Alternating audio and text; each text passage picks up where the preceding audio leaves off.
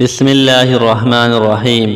حضرت ابو بکر صدیق رضی اللہ عنہ کو دیکھے ابھی اسلام کا آغاز تھا، صرف 38 آدمی مسلمان ہوئے تھے، مکہ کی بستی کافروں سے بری ہوئی تھی۔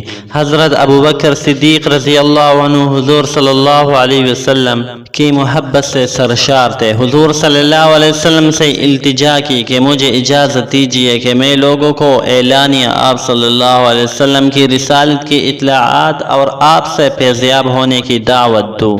آپ صلی اللہ علیہ وسلم نے فرمایا، اے ابو بکر، ابھی ذرا صبر سے کام لو، ابھی ہم تو تعداد میں کم ہے۔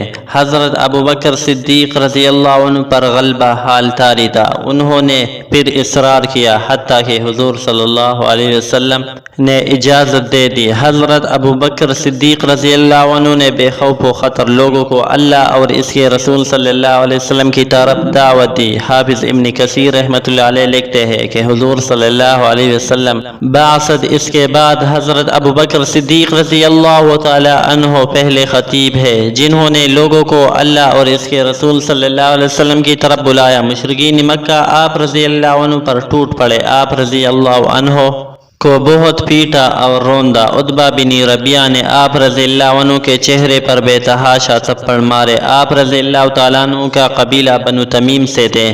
آپ رضی اللہ عنہ کے قبیلے کے لوگوں کو خبر ہوئی تو وہ دوڑے ہوئے آئے، مشرکین سے انہیں چڑھا کر ان کے گھر چھوڑ آئے۔ حضرت ابو بکر صدیق رضی اللہ عنہ بے ہوش تھے اور لوگوں کا خیال تھا کہ وہ جانبر نہ ہو سکیں گے اور وہ دن بھر بے ہوش رہے۔ جب شام ہوئی تو آپ رضی اللہ عنہ کو ہوش آیا تو آپ رضی اللہ عنہ کے والد ابو قحافہ اور آپ رضی اللہ عنہ کے قبیلے کے لوگ آپ رضی اللہ عنہ کے پاس کھڑے تھے۔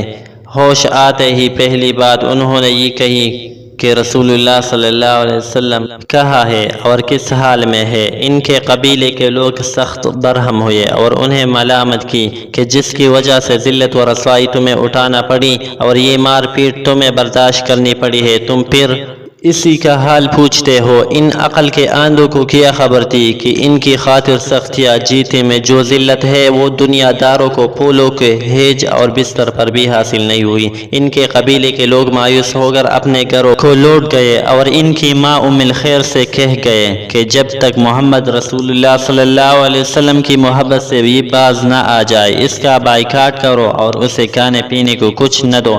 ماں کی ممتا خدا کی تھی، جی پر آیا تھا، کھانا لا کر سامنے رکھ دیا اور کہا کہ دن بھر کے بھوکے ہو، کچھ کھا لو۔ تو حضرت ابو بکر صدیق رضی اللہ عنہ نے کہا، ماں اللہ کی قسم میں کھانا نہیں چکھوں گا اور پانی کا گھونٹ تک نہیں پیوں گا جب تک حضور صلی اللہ علیہ وسلم کی زیارت نہ کروں۔ حضرت عمر رضی اللہ عنہ کی بہن ام جمیل آ گئی اور بتایا کہ حضور صلی اللہ علیہ وسلم بخیریت ہے اور دار اکرم میں تشریف فرما ہے۔